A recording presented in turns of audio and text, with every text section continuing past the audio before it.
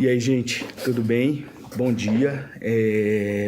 Eu sou o Alisson, colega de vocês na disciplina de Antropologia Urbana esse semestre. Eu sou doutorando aqui na Unicamp, no Programa de Saúde Coletiva. E tô gravando vídeo porque essa semana confluiu 2 compromissos e aí eu pedi a gentileza e já aproveito para agradecer a professora por possibilitar de apresentar o meu trabalho final por vídeo, porque é um compromisso que não tinha condição de perder e eu não queria deixar essa parte avaliativa importante, que é de apresentar o trabalho, não fazer, né? Enfim. Então, o trabalho que eu vou apresentar aqui para vocês, eu nomeei ele de Revide, a comunidade Mandela e suas formas de habitar.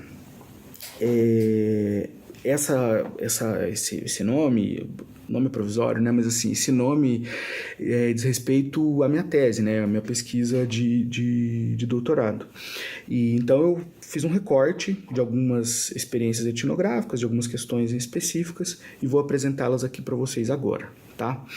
Eu organizei o texto em 3 partes. Na primeira parte eu faço uma caracterização da comunidade, na segunda parte eu vou falar um pouquinho sobre as formas de violência que eles estão expostos e na última parte eu quero falar um pouco sobre práticas de revide e na produção de saúde que essas práticas de revide eventualmente podem produzir, né? Bom, então vamos lá. O Mandela ele surge em 2016 como uma ocupação urbana ali no território do Jardim Capivari. Era um território que abrigou durante uma época, mais de 40 anos atrás, uma fábrica de cerâmica. À medida que os recursos naturais ali do entorno da fábrica foram acabando, as atividades da fábrica foram parando, aquele terreno ficou abandonado ali, sem cumprir sua função social por mais de 40 anos. Então, em 2016, um grupo de 600 famílias, que foi se juntando aos poucos mais rapidamente, ocupa aquele território ali. Bom, muito bem. Eles ficam ali naquele território por um ano.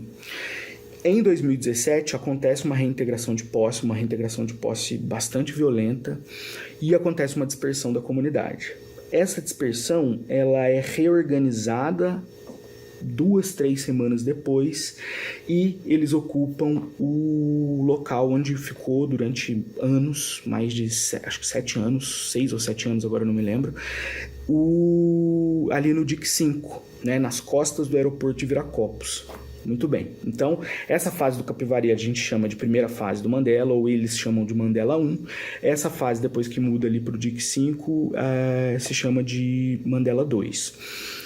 No Mandela 2, você tem, ainda que a comunidade seja menor, né, você sai de 600 famílias no Mandela 1 para pouco mais de 100 famílias no Mandela 2, apesar dessa redução do número de pessoas, a comunidade ela passa por um processo de amadurecimento político que é muito interessante, não é? É ali que tem a construção da sede, os espaços de sociabilidade são mais amplos e é ali naquele território que a comunidade começa a se organizar. Começa não, né? Porque já tinha até uma ocupação anterior, né? Mas assim, começa a complexificar suas formas de associação, né? Com os movimentos sociais, com os movimentos de luta, enfim, com um conjunto de atores sociais interessados também na reforma urbana, enfim, né? Esse processo de amadurecimento político que o Mandela vai passando tem um ponto muito importante ali no final de 2022, depois de uma rodada de negociações, que é a conquista do loteamento Mandela, ou residencial Mandela. Isso é uma coisa que a gente precisa conversar porque é interessante, né? Mas o Mandela tem como uma das características enquanto movimento social produzir práticas que, em geral, incomodam, né? Como vários movimentos de moradia, mas no Mandela isso aparece bastante nos discursos dos moradores, das pessoas que eu tenho conversado, entrevistado e tal. E isso me faz querer citar o caso do Raul, né? O Raul, ele se diz o primeiro morador da ocupação. Eu ainda queria conversar isso com outras pessoas para conhecer um pouco melhor essa história, outros pontos de vista, mas enfim, ele é o primeiro morador da ocupação, né? Um jovem assim de 30 e poucos anos, e uma figuraça. E ele conta assim, falou, pô, velho, o prefeito, né? Ele conta com muito orgulho a história do Mandela, né? A foto do WhatsApp dele é uma foto da comunidade, assim. E ele falou, pô, cara, esses caras tiveram que dar o loteamento pra nós, porque assim, a gente não ia dar paz pra eles, né? Pô, o Jonas, na verdade. O Jonas não pode ouvir o formigueiro, né? O Jonas é o antigo prefeito, né? O Jonas Donizete. Tem a musiquinha que eles cantam, né? Pisa ligeiro, quem não aguenta com a formiga não atiça o formigueiro, que é um clássico, né, dos movimentos sociais. E aí o Raul conta dessa história pra falar assim, a gente é muito eficaz, né? A gente, pô, vai ter inauguração não sei o quê, vai lá um grupo de mulher com panela bater, velho. Vai fechar uma estrada não sei onde, vai lá um grupo de gente pra fazer esse negócio, né? Enfim. Ou seja, é um grupo que começa a incidir politicamente, isso vai forçando a prefeitura a fazer esse acordo via Coab, né? Então, a ocupação ela é fruto disso. E eles, dentro da reivindicação, não era só o território, não fica só o território, a gente quer esse território em condição de viver nele, né? Com um pouco mais de dignidade, com um pouco mais de tranquilidade, né? Assim, então, luz elétrica, água, esgoto básico todo e minimamente um ponto construído ali para, sei lá, né, tomar banho, coisas mais básicas assim, né? E aí que surge a ideia do embrião, né? Então, ou seja, como já tinha uma ordem de reintegração de posse agendada, a prefeitura conseguiu flexibilizar isso um pouco, fez o acordo e falou assim, nosso acordo vai ser o seguinte, à medida que as casas embrião forem ficando prontas, vocês desocupam o barraco, a gente derruba o barraco, e aí pelo menos para o dono do terreno fica uma coisa assim, estão fazendo, né? As famílias estão indo. E, enfim, foi esse o acordo. E aí, a partir de julho de 23, as casinhas começaram a ficar prontas, as casas embrião, né? Que são essas casas de 15 metros quadrados, que teve uma crítica pesada e justa e importante, apesar de ter o lado dos moradores, né? A perspectiva de quem estava na luta por isso, né? Que é muito importante de ser lida e ouvida e percebida e considerada, né? E aí, beleza, né? Eles começaram a se mudar e a partir daí inaugura a terceira fase do Mandela, que é o que eles chamam de Residencial Mandela, com um deboche que é maravilhoso, que a parada é a seguinte, né? O Mandela, além desse conjunto de lutas por moradia, ele foi apropriado por muita gente como território de disputa política, né? Em alguns momentos isso pode ser lido como algo positivo, em outros momentos não, né? Mas tem um monte de problema nisso aí, né? Na maneira como as forças políticas participaram desse debate com o Mandela. E aí isso ganhou as redes sociais. Imagina o presidente da República fazendo declaração para chamar as casas embrião de puleiro, o Dário rebatendo como se fosse o melhor amigo da ocupação, né? Eles fazendo um uso extremamente problemático da história do Mandela para contrapor o Lula, né? Dário do Republicanos, Lula do PT. No meio disso ninguém indo lá saber como que a comunidade estava, o que eles pensavam disso, né? E isso ganhou as redes sociais e aí se via, né, nos comentários das redes sociais uma participação muito ativa dos moradores da ocupação e da sociedade e de uma horda conservadora, enfim, né, falando absurdos das pessoas e tal, né. Isso produzindo um impacto, inclusive, para a saúde psíquica daquelas pessoas, como vários relatam nas nossas conversas, né. E muito bem, então assim, essas são as 3 fases do Mandela. A primeira fase lá no Capivari, segunda fase no DIC 5 e a terceira fase no Residencial Mandela. Só que para essa história se construir, essas pessoas vêm sendo vítimas de violências as mais variadas, né? De formas de violências as mais variadas. E aí, por exemplo, se a gente usar o Michel para pensar, né? O Michel que esteve com a gente, né? O Michel de Paulo Soares, ele vai dizer que no reconhecimento de uma situação de violência tem algumas características que você pode elencar, né?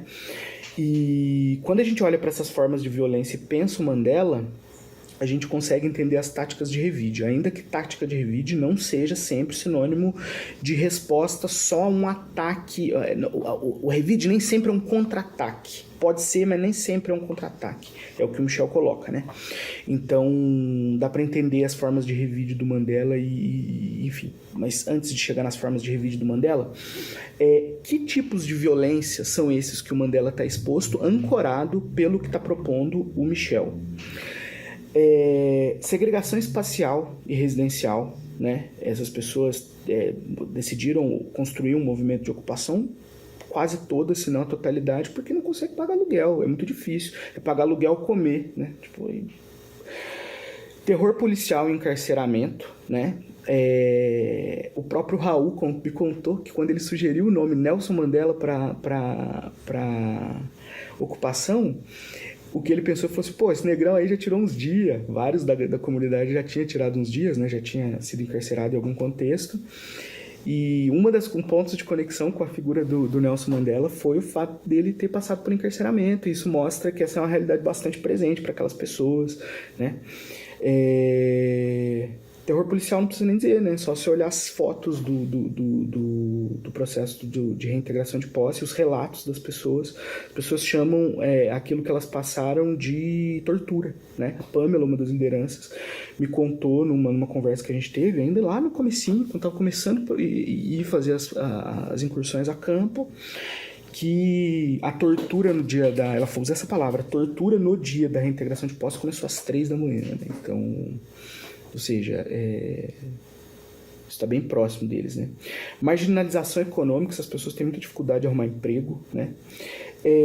Assimetria no acesso à infraestrutura urbana e recursos sociais. O Mandela ficou privado de assistência médica no SUS durante vários meses, em vários desses períodos aí, seja no Mandela 1, no Mandela 2, agora no residencial, eles já estão mais vinculados ao serviço, né? Mas assim, passaram por essa violência, né? E um epistemicídio, né? E esse epistemicídio a gente vê claramente, aqui eu já quero fazer uma virada para as práticas de revide para a gente encaminhar para o final. Ele acontece sobretudo na estigmatização das tecnologias de revide que o Mandela produz. E aqui quero fazer essa virada para a gente pensar um pouco das práticas de revide, né, que o Mandela ele produz. Eu separei 3, na verdade, assim, daria para separar muito mais. Se você olha mais individualmente para os subnúcleos, aí tem várias coisas mais específicas que pode ser interessante registrar. Vamos ver o quanto de perna eu vou ter nesse processo, né? Mas eu separei 3 que dizem respeito a uma prática que é bastante coletiva e comunitária ali, né? A primeira delas, e aí como resposta, inclusive, a essa indignidade da Coab e da Prefeitura de oferecer casas de 15 metros quadrados para as pessoas, o revide que isso produz são os puxadinhos, né? No entanto, a opinião pública tende a registrar o puxadinho só como uma coisa negativa. Como assim, né? É o puxadinho que cria a favelização, não a casa de 15 metros quadrados, né? Ou seja, tem um problema aí. Se você faz uma virada epistemológica para pensar que aquilo induz dignidade, né? O puxadinho é solução, é tecnologia. E não é qualquer tecnologia, é uma tecnologia de matriz negra, né? Na tese da Estela, ela traça essa genealogia de uma maneira muito interessante, né? Dessa passagem do quilombo até a ocupação, né? Passando aí pelo cortiço, pelas implicações das vilas operárias, para as favelas, enfim, né? Ou seja, uma certa genealogia da Casa Negra e de como, ao longo da história, essa Casa Negra sempre foi sendo vítima de escrutínio da sociedade, né? De apagamento, o discurso da decadência, né? Da degenerescência, da sujeira, né? Tudo isso que a gente já conversou, atrelado, isso como problema, não as condições de vida que essas pessoas estão expostas, né? Então, numa viradinha de chave, a gente pode pensar o puxadinho como tecnologia, como prática de revide. Essa é a primeira prática. A segunda prática é o que eu estou chamando de práticas pré-figurativas, também, diálogo com o texto da Estela, e construção de espaço de sociabilidade. Nas conversas que a gente tem tido, é muito interessante ouvir um pouco dos sonhos dessas pessoas, e como esses sonhos são coletivos e trocados, né? É muito legal que às vezes está fazendo entrevista, ali na pracinha, ali na adega, em algum lugar que dá para sentar, E chega uma pessoa para do lado, começa a trocar ideia junto e participa ali, acompanha, né? Sonha junto, fala de algumas coisas, né? E é muito interessante ver como que essas práticas imaginativas, práticas pré-figurativas, elas vão produzindo uma materialidade em espaços de sociabilidade. Aqui eu registro duas, né? Tem a quadrinha e a adega, né? Que eu acho que são muito importantes, são espaços que eles ficam fazendo esse exercício imaginativo, né, e inventando as soluções para a vida deles, né, enfim. E uma terceira prática de revide, que são essa capacidade associativa para fora, não só para dentro, né, mas para fora também muito forte deles, que eu acho que produz aí, que é uma... Acho que, na verdade, isso é uma disponibilidade para uma confluência de saberes, aí, para usar o bispo, né. E nessa confluência de saberes é muito interessante ver a possibilidade de uma convivência interracial, de uma convivência interclasse, né? Ou seja, de uma ampliação das possibilidades da construção do comum, né? De alguma coisa comum e marcadas as devidas diferenças, com todas as reparações que forem possíveis, né? E sempre tensionando as assimetrias, né? Mas é muito legal ver as práticas associativas do Mandela, né? Com coletivos estudantis, com movimentos sociais e tal. Isso é uma grande prática de revide, né? Um outro formato de revide, mas não menos revide. Para amarrar, fechar, é interessante pensar também o seguinte. Então, a minha tese e a minha hipótese é de que as práticas de revide induzem a saúde. Agora, de que saúde que a gente está falando? Porque assim, se a gente estiver falando da saúde oficial, da saúde biomédica sanitária, saúde é um estado de bem-estar social, um estado de completo bem-estar físico, mental e social, né? Mais ou menos assim a definição que a OMS e o Ministério da Saúde usam. Mas não é dessa saúde que eu estou falando. Eu fui resgatar um sociólogo norte-americano que é o Aaron Antonovsky, que é uma figura importante para a saúde coletiva e tal, para ciências sociais e saúde, porque ele elabora o que a gente chama de teoria salutogênica. E na teoria salutogênica, a ideia é não focar necessariamente nos aspectos estressores. Não quer dizer que isso não deva ser feito, é complementar, né? Mas é preciso que haja um olhar para os fatores de produção de saúde. E aí ele vai dizer o seguinte, ele vai propor uma ideia de saúde como capacidade de resistência, não como um estado, mas como uma capacidade de resistência. Então, a ideia de saúde como capacidade de resistência e a ideia de revide, do Michel, como formas criativamente inventadas, no sentido de se criar condições para se viver uma vida digna, eu acho que tem um encontro muito interessante. Então, essa é a reflexão que eu quis fazer no texto. Eu vou ter alegria, felicidade, vou ficar animado de compartilhar com quem quiser bater esse papo. Obrigado pelo semestre, professora, Marcos, Tainá, os PEDs, pessoal da pós-graduação, da graduação. Foi um prazer estar aqui com vocês esse semestre e desculpa pelo adiantado da hora. Valeu.